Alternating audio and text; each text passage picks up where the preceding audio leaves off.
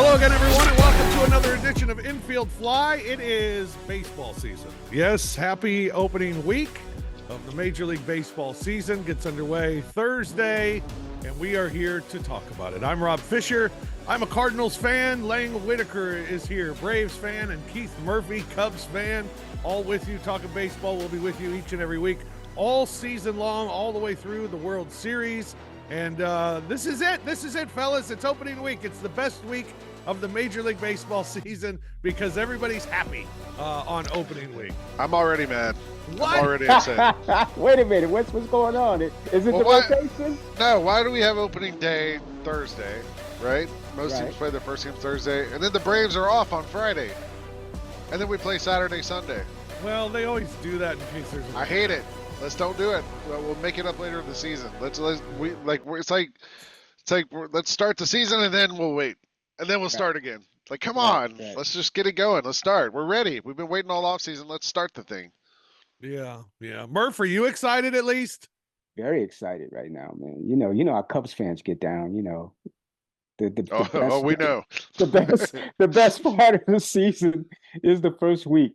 So, we'll see what happens. I got a lot to talk about on that front. So yeah, I'm happy, man. Yeah, we'll talk about our teams. We'll talk about what's going on around Major League Baseball. We'll look at some of the contenders and pretenders this season as well. But we got to start with the biggest news in baseball. It's our guy Shohei Ohtani is he's involved in a betting scandal, which resulted in the firing of his interpreter Ippei. He's now gone from the Angels, the guy that you see next to Shohei all the time. And it's been a little, I don't know, Strange is the word. sketchy. Yes. Everything.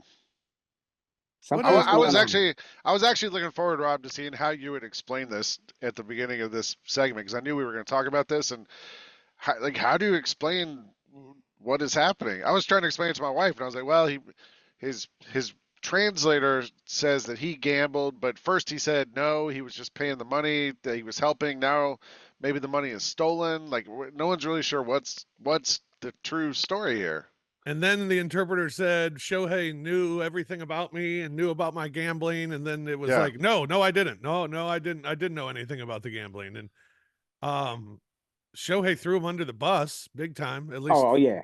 What we could gather from his. He backed up the bus, Fish. Yeah.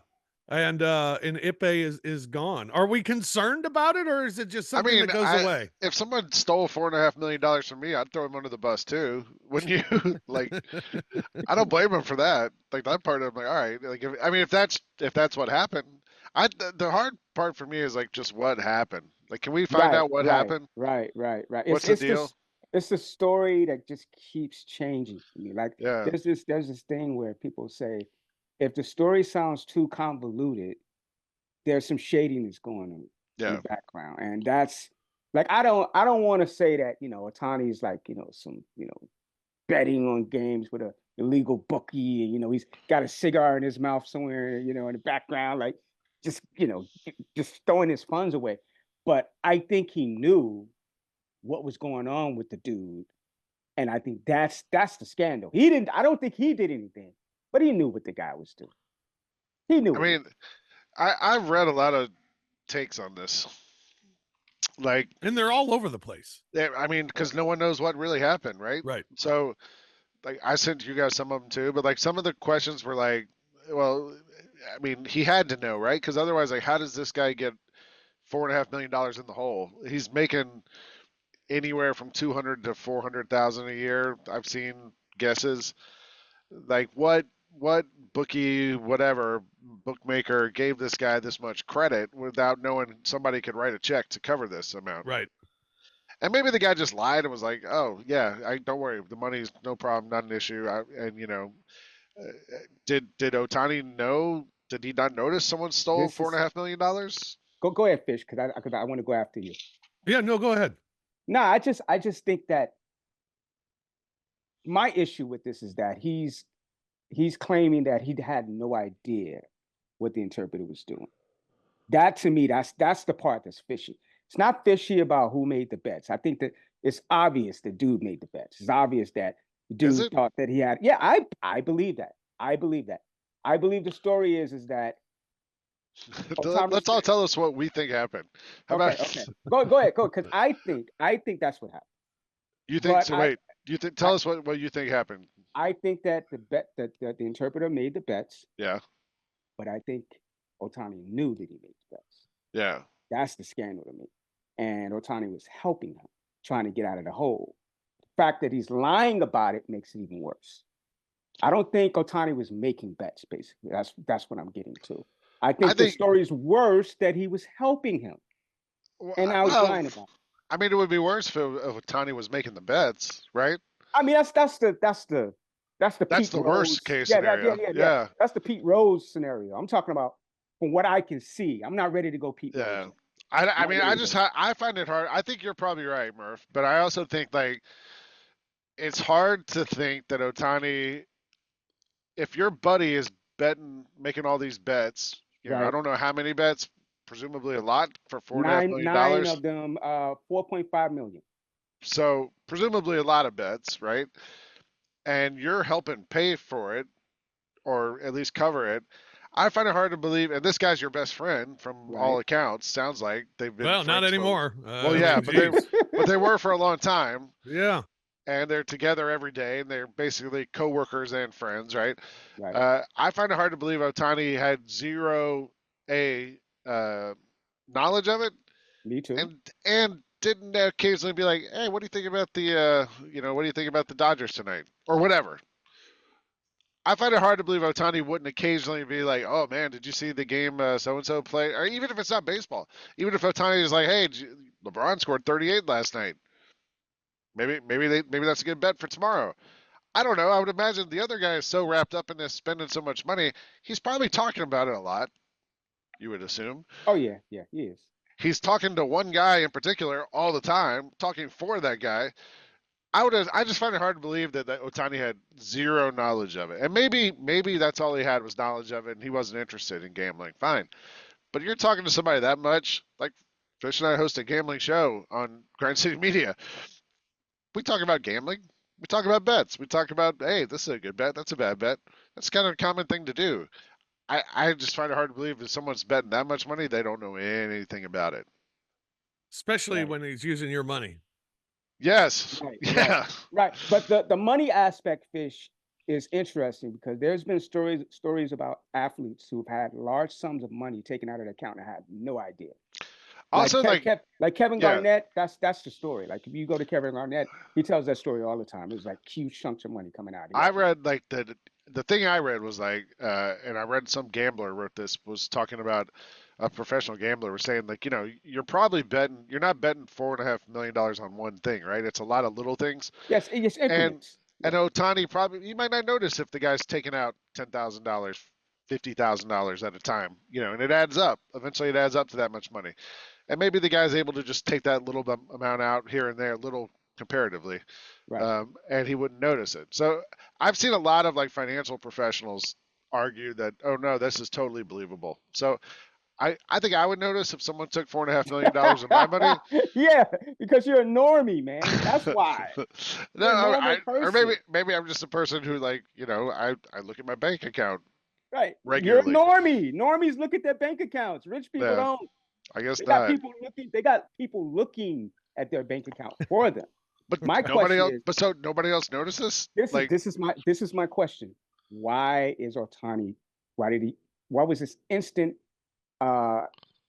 just covering for this dude?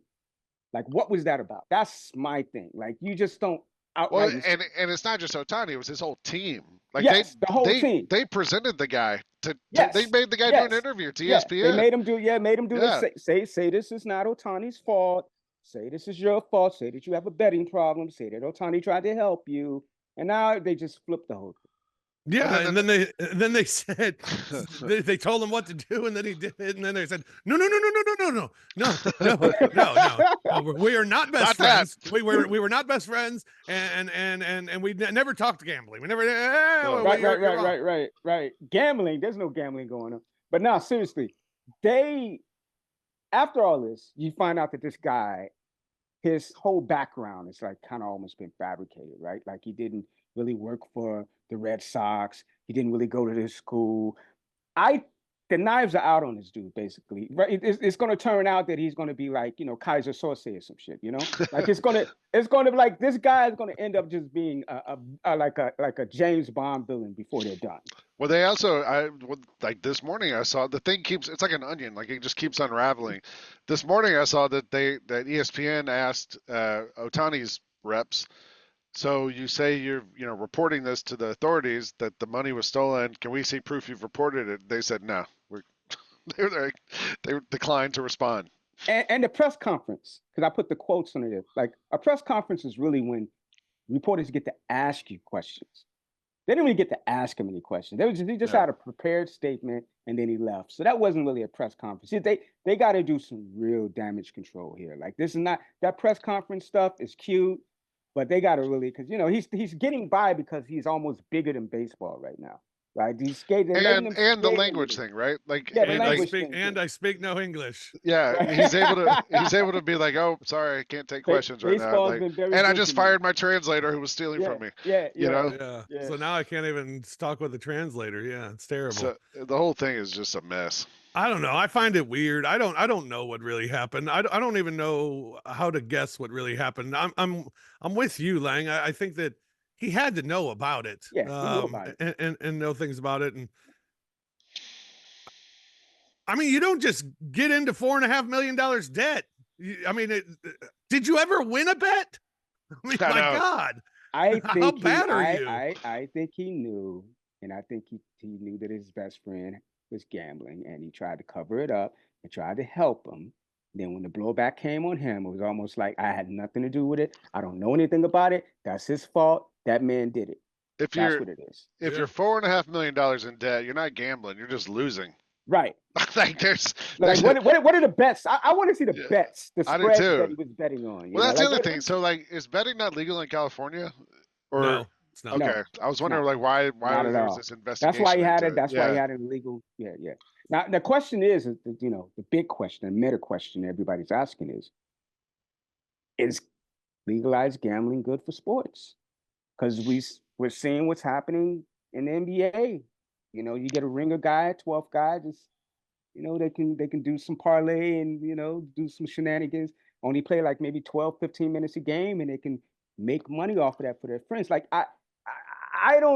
when I see fans coming up to players and saying you messed up my parlay, there's something else. Yeah, but like players need to get over that. Yeah, me too. I feel the same way, Rob. Because before this, 2 years ago, it was fans coming up to players being like, you screwed my fantasy team. Now it's this. It's going to be something. It's always going to be something. And players always kind of bring that up. Oh, the sports gambling aspect of it. Fans are telling me that I blew their part.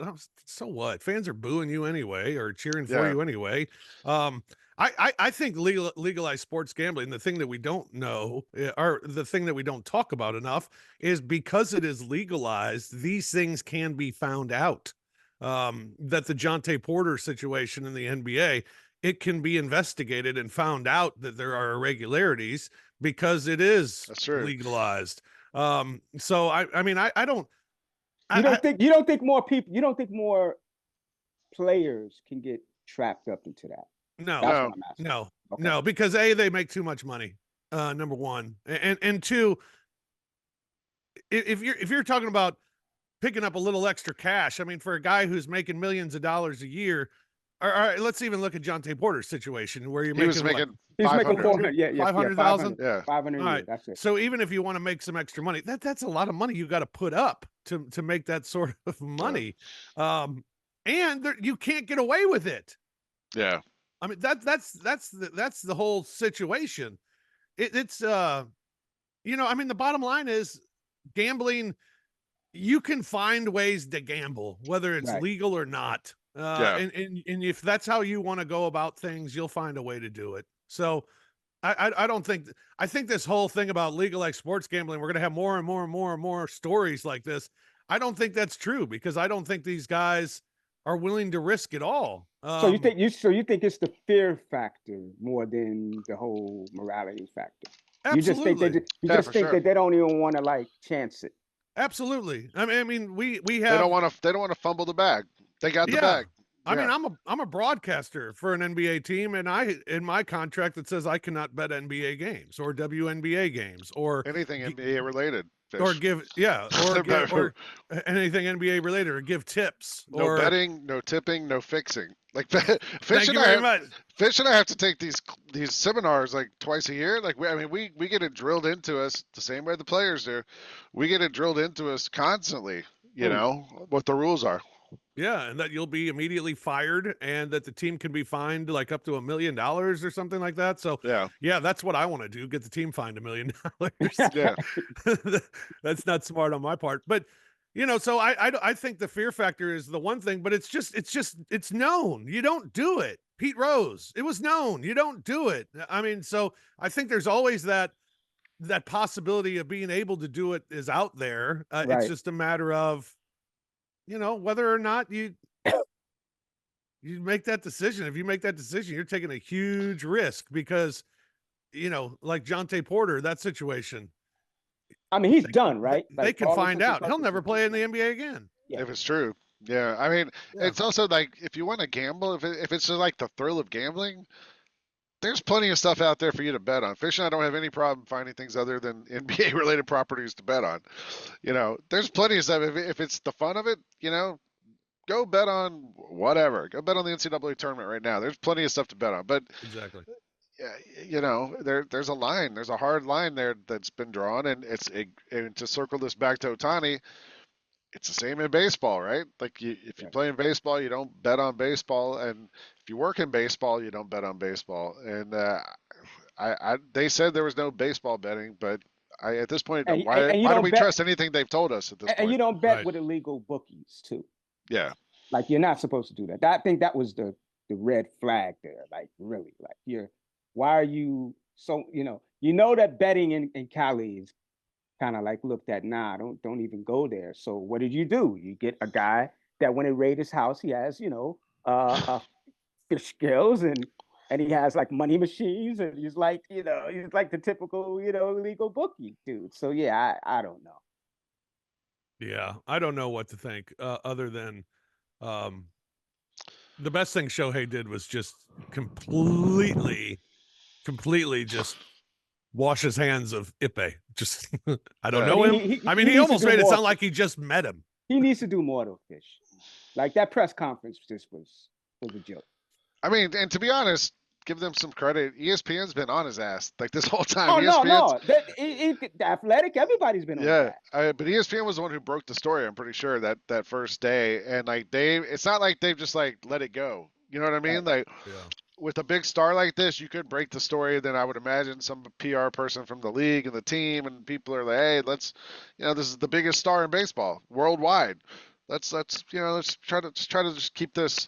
Like this thing is not going away, which I'm kind of glad to see as people keep reporting it out and finding more stuff about it. Like I'm kind of glad that it's not just going away. I want it to go away. I'm glad to see the Dodgers hurt because of it. I turned that situation into a circus. Of course you are. You all signed up for this. I want to see it go away because I'm afraid the more we find out about it, you might see a Shohei Ohtani banned from Barry and that'd be terrible. Hey, you guys know me. I'm the rules guy around here. Like I know. I'm the one who's okay with Barry Bonds and Mark McGwire and Sammy Sosa not going in the Hall of Fame because they broke the rules. Yeah. All right. Well, Ipe's looking for a job, so and he needs one because he's got some gambling debts apparently. We should have him on the odds couple. Yeah. Meanwhile, the season did get underway in Seoul, Korea. Dodgers and Padres split 2 games. It was the ML debut to forget for Yoshinobu Yamamoto. Yeah. Speaking of betting, I bet on that game, and I bet on the Dodgers. Because I thought Yamamoto was making his first start. He was pretty good in spring training. He just got shelled in that first game. Yeah, and he's supposed to be the runaway rookie of the year in baseball this year. Recorded 3 outs, allowed 5 runs on 4 hits, 1 walk, hit a batter, and an outing against the Padres in Seoul. That was the most shocking part of it, Fish, is this lack of control at times. Yeah. Like I thought that, the one thing that coming out of it, they was like, oh man, you should see he can control the ball. He's this ball control that he has. And I don't know, man. He was laying up in the soft spots a lot. Yeah. Yeah. All right. And want to check out our clubhouses for a minute. We'll start with the Atlanta Braves. The big story of spring so far for the Atlanta Braves has been Chris Sale. 17 strikeouts in 11 2/3 innings. You'll take that, right? Yes, I know. I think I told you guys this 2 weeks ago. Shut him down. Let's shut it down. Wait till August. He's good. Till August. August. Yeah, shut him down till August. Wow. Yeah, we're good.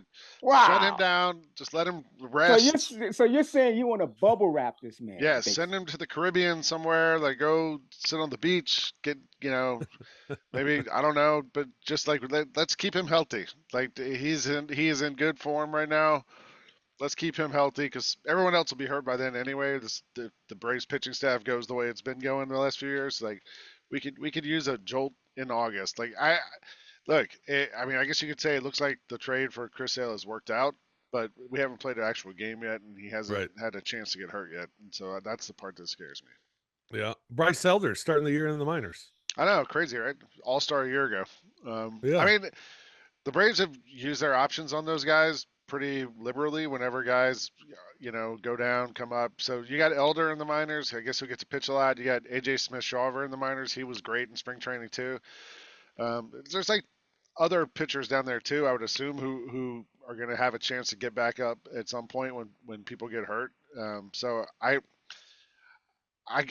guess the upside is we actually have a little bit more depth now with the pitching. I mean, Ian Anderson comes back at the All-Star break. There's guys on the way back. I just don't know, why did they do that? Why did they do that, Lane? I mean, what's because of embarrassment? Because the rotation's set already. Like, I mean, it's Spencer Strider, Max Fried, Chris Sale, Ronaldo Lopez, who they got in the offseason, is going to start, and Charlie Morton, and Elder sort of and Elder. I mean, he wasn't very good the last 2 months of the season last year. After he made the All-Star team.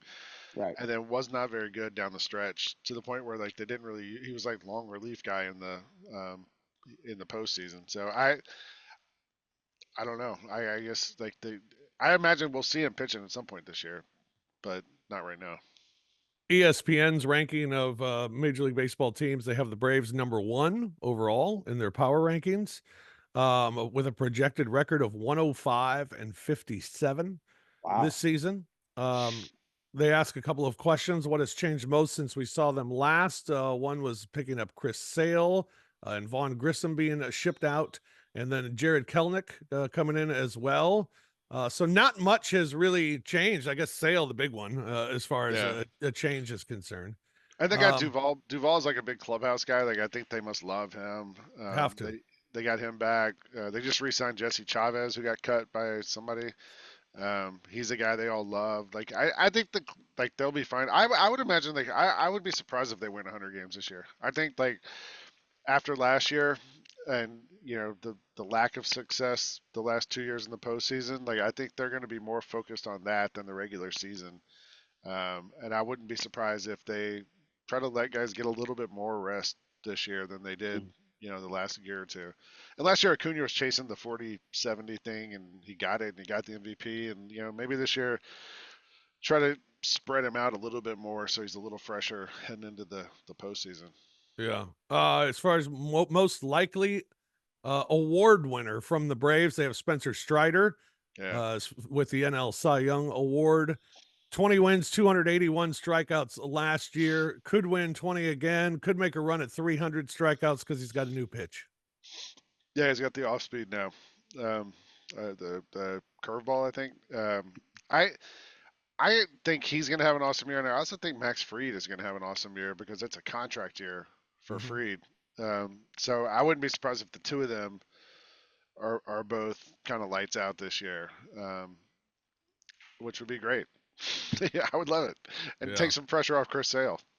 One realistic, bold prediction that they have: Ronald Acuna won't steal 73 bases again. Kind of goes back to what you were saying, Lang. It said the knee scare he had in spring training will cause him to cut down on the attempts a little bit more. He'll still go 45-45, and he'll be a back-to-back MVP winner. First time since Albert Pujols in 2009. How about that? That'd be cool. I don't the stolen base thing, like I don't know if he can turn that off. That's just the way he plays, you know? Like I don't think he's gonna get on base and be like, oh, my knee's a little sore, I can't run. Like I think if he's out there, he's going. But right. The 40-70 thing, like that was crazy, and I just don't know if that's replicable. Yeah, I don't think we're gonna see that in the future. Yeah. All right, Cubs, Murph. Tell me your pitcher's name. What's his name? Shota? Shota. Shota Imanaga? Yep. Imanaga. 19 strikeouts in 9 innings. Insane. Wow. 25 total, I believe, in over 12 innings pitch, a little bit over 12. And listen, this is why I'm kind of happy. Like, you know, they said that, you know, he would be a dominant strikeout guy. They said he could really really make people look silly at the plate, and that's what he's done. Now, only reservation right now is that he tends to he tends to battle batters a little bit too much, to the point where, you know, they will hit it out. They'll hit it out of the ballpark, because he just trusts in his arm a little bit too much. But from what I'm seeing, from what the Cubs brass has been saying, they're happy with this dude, and he's going to make it great. He's going to start at Wrigley. You know, he's starting at Wrigley, so that's as big as you can get. So we'll see how he can translate his game there. But he's looking good, man. Yeah. Projected record from ESPN is 84-78. They have them 14th overall in baseball. What has changed the most since last year? Well, the manager changed the most since the last year, as they pick up a Craig Counsell from the Milwaukee Brewers, who is their most likely 2024 award winner. Counsell to be manager of the year, possibly. I'm looking at 90 wins. I think we can get to 90. All right. How they can become contenders? Justin Steele continues to do what he's done. Shota makes his transition, and then a couple of other guys pitching as well. You got a pretty decent rotation. If they can step up pretty deep. We got a deep rotation. That's the thing. Deep is the word, because that was the issue. We was almost like scrounging a little bit towards the end, where it was feast or famine. You know, like if you really couldn't get anything out of your starting pitcher, then we had to just throw everybody out there. I think now we're going to have some people that can eat up some innings, which would be important. Also, I think that, listen, man, the Bellinger factor is real. I think that if he can get anywhere close to those numbers, what was it, 26 home runs? I forgot how many.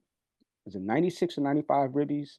You get anything close to that, and you get, you know, Dansby doing his thing. I like this team. I just think that we need a little depth in the outfield, and we need to figure out what our rotation is going to be on the back end in terms of relievers. But I like this team. I think anywhere from 88 to 90 wins, I can see us doing it.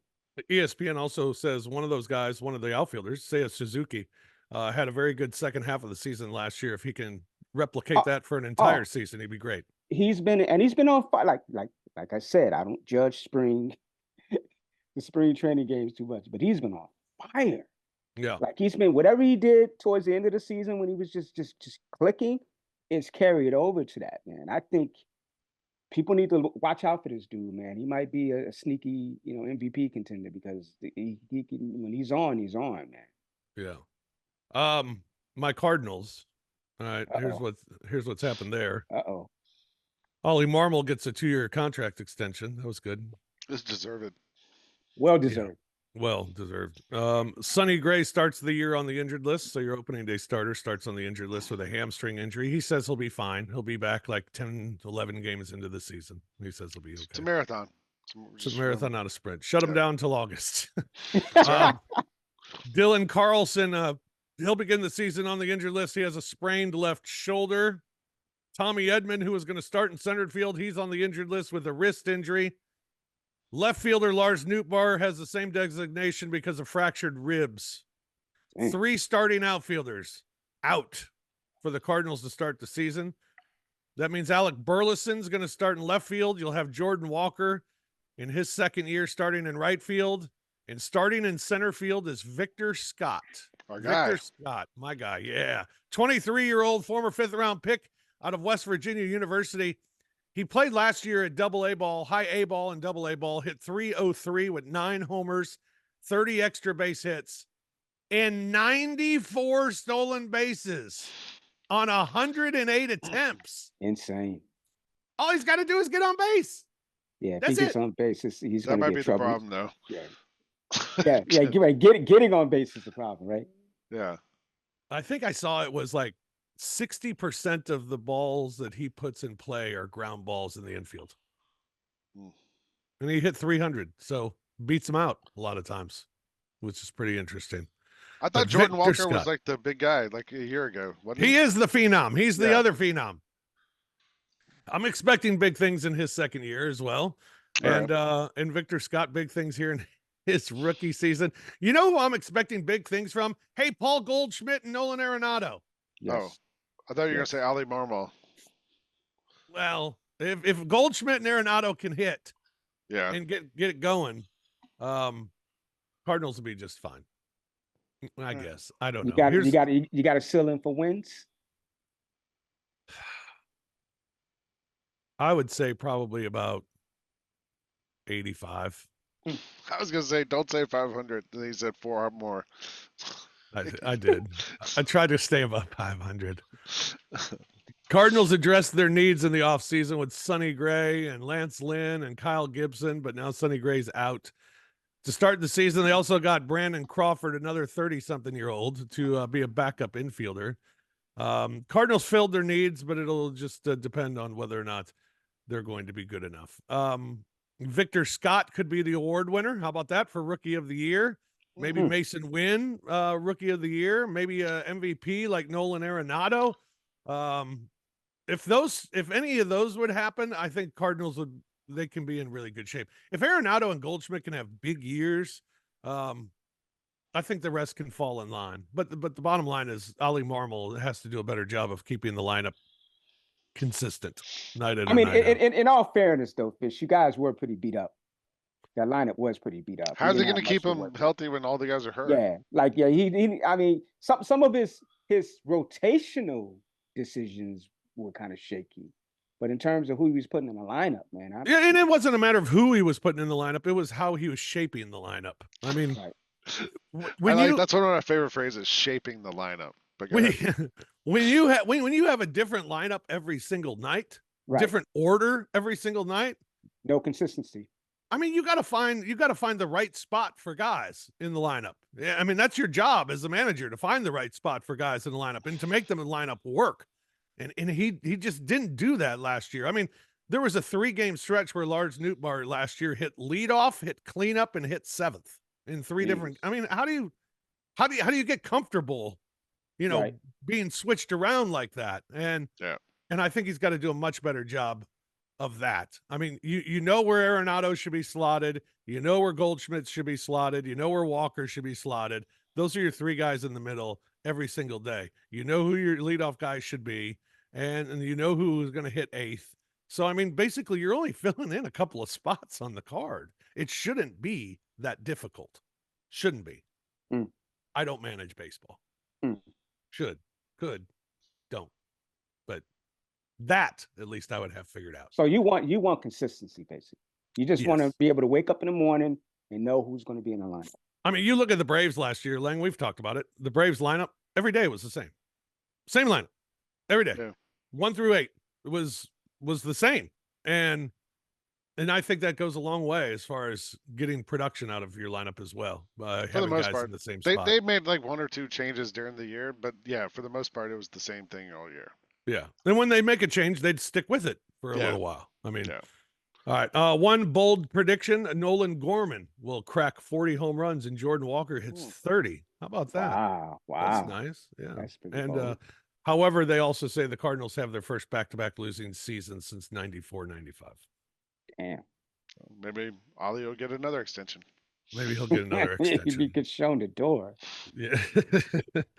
All right. Elsewhere in Major League Baseball, the Mets signed J.D. Martinez to a 1-year, $12 million contract. Pete Alonso said this sends a big message to the club. The J.D. Martinez signing. I don't know, man. I go ahead, Lane, because you know you want to pile on. Go ahead. I say nothing. I let the Mets be Mets. Yeah. They have not gave that man his contract yet, right, Fish? No, and they say they're not even going to talk contract till the end of the year. Jeez, man. There's a message. They're gonna let him walk. They sent a message, all right. Yeah. Pittsburgh. Remember O'Neal Cruz? Yes. Who missed all of last year with a gruesome injury. 7 home runs this spring. Wow. So he had a really good spring. Pittsburgh's kind of a sneaky Central Division pick because of how young they are. And, I think the Reds are kind of in the same boat too. And Ellie De La Cruz just had a great spring. So those could be a couple of teams that'll be interesting to watch this coming season. Milwaukee seems to be the one that's fallen off the table. But Cincinnati, Pittsburgh, Cardinals, Cubs, it could be a 4-team race in the Central. Yeah. That's cool. Cincinnati is the team that I'm like, that spooks me. Yeah, I like watching them play. They're fun. Yeah, I think they're gonna cause some damage. Yeah. Blake Snell signed with the San Francisco Giants. Yeah. Nothing like waiting until the last minute. 2 years and $62 million. Yeah. I don't know what to make of that. He was a Cy Young Award winner. Why did they wait? Why is everybody waiting so long to sign that dude? Like, I don't get it. I mean, not just Boras. him, all the Boras guys. Montgomery signed a 1-year deal with an option. 1-year deal with the Diamondbacks. Bellinger's got the weird deal with all the outs. Yeah, like none of the Boras guys got like those, big $300 million contracts like they used to get. And now Boras has a big hand in wanting the baseball negotiator out for the MLBPA. So good luck to him on that. Jordan Montgomery, you mentioned, signs with the Diamondbacks. Deal will pay him $25 million this year. Closer Paul Sewald of the Diamondbacks, he'll begin the season on the injured list with a grade 2 oblique strain. Yankees are starting nasty Nestor Cortez in the opener because of Garrett Cole's injury. So he'll get the start, which is great. And Texas signed right-hander Michael Lorenzen to a 1-year contract worth $4.5 million. Remember, he signed with the Phillies last year before the postseason. Did not pitch very well at the end of the year, but signs with the Rangers 1 year, $4.5 million. All right, here is who ESPN has as the biggest title contenders this season. Number 1, they go with the Atlanta Braves. Or number 1. Stop me if you have a comment on one of these. They have one. The first category is the Super 2, with the Atlanta Braves being on there and the Los Angeles Dodgers being on there. Yeah, I was about to say you could flip-flop them, really. Yeah, that's pretty simple. I mean, those two go in as the favorite by far, both of them. I think the Dodgers should be number 1, to be honest. Like, I mean, they went out and spent $600 million on 2 guys, and they should, to me, be the number 1. And fired the interpreter that was ruining everything. Though I'll tell you this, though, the one thing with the Dodgers is they're going to play Mookie Betts at shortstop. And I was watching last night. They were playing the Angels. Yeah. And that was that a spring training game? Even though they've already played the regular season games, yes. It was weird. But yeah, I've watched 2 Dodgers games. In both games, I've seen Betts have issues at shortstop, and so I just wonder if that could be something down the road that they have to address. Yeah.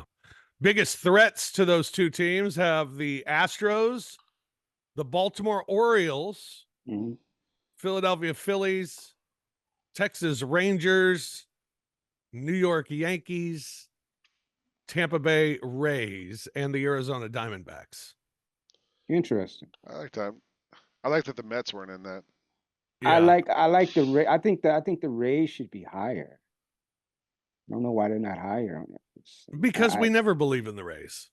Yeah. I guess so, but I mean, they out here flouting, out here going crazy over the Yankees just because they got Mickey Mantle now, and I don't know. I don't know what's.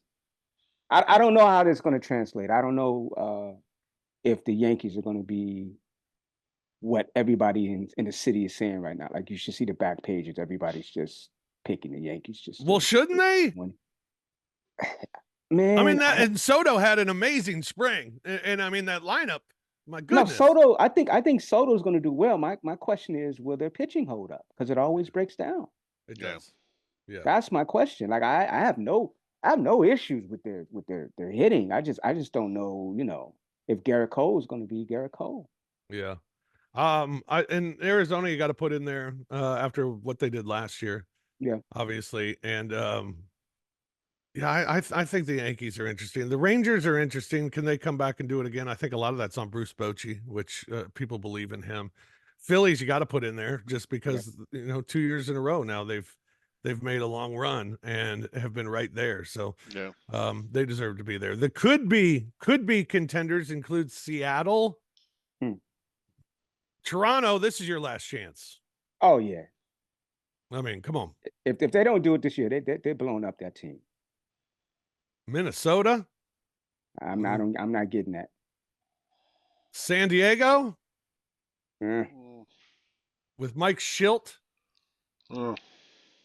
Cubs. I like it. Giants. The Giants Reds. are interesting to me. I think the Giants. I mean, if Snell is as good as he's supposed to be, that gives them that ace. I don't know. Yeah, Reds, Giants, and Cardinals on those teams, and then you get the Mets on the tier. We're saying there's a chance. They got the Mets. The Mets are below the Cardinals.